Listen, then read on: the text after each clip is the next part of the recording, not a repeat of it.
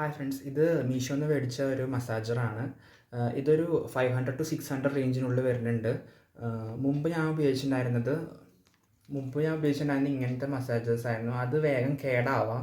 So ഞാനൊരു direct കറണ്ടിലുള്ള work ചെയ്യുന്ന ഒരു മസാജർ വാങ്ങാമെന്ന് വിചാരിച്ചു. ഇത് ഞാനിപ്പോൾ ഒരു 3 months യൂസ് ചെയ്യുന്നു.